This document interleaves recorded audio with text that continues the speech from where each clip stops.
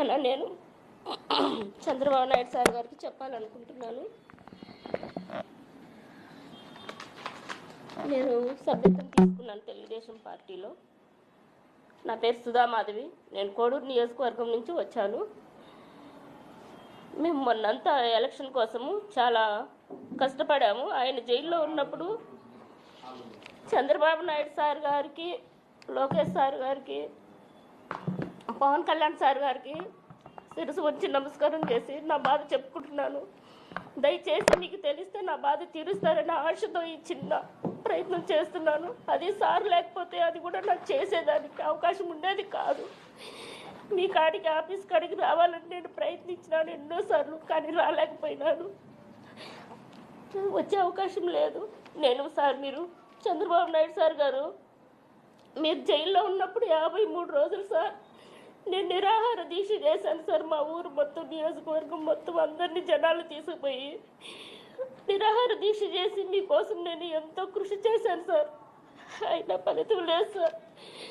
అదే కాకుండా సార్ బాబు సూర్తి భవిష్యత్ గ్యారెంటీ,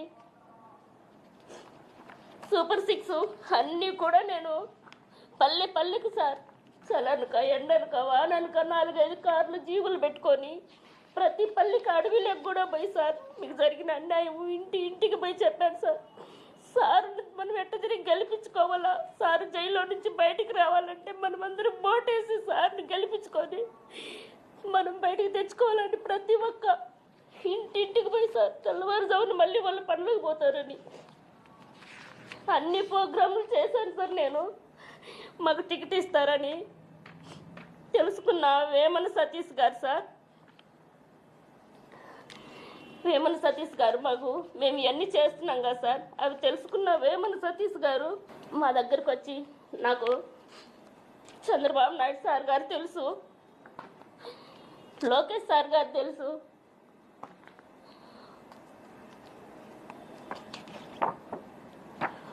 భువనేశ్వరమ్మ గారు తెలుసు, అందరూ తెలుసు అని చెప్పి మమ్మల్ని నమ్మబలికిచ్చి మాతో నిజంగానే టికెట్ ఇప్పిస్తాడని ఆశతో మేము పెద్దోళ్ళు సంపాదించిన ఆస్తి అంతా ఉంటే అదంతా అమ్ముకొని ఇక్కడ అప్పులు చేసుకొని రైతుల దగ్గర అప్పులు చేసుకొని మొత్తం 7 కోట్లు జమ చేసి సతీష్ అన్న గారు చెప్పిన మాటలు విని ఇచ్చాం సార్. మేము చేసిన కష్టము కావాలంటే సార్ కోడూరు నియోజకవర్గం మొత్తం అడిగి కనుక్కోండి సార్. సెంగల్రాయుడు సార్ని అడగండి, జగన్మోహన్ రావు సార్ గారు ఉన్నారు కదా ఇప్పుడు, ఆయన కూడా అడగండి, విశ్వనాథ్ నాయుడు సార్ని అడగండి.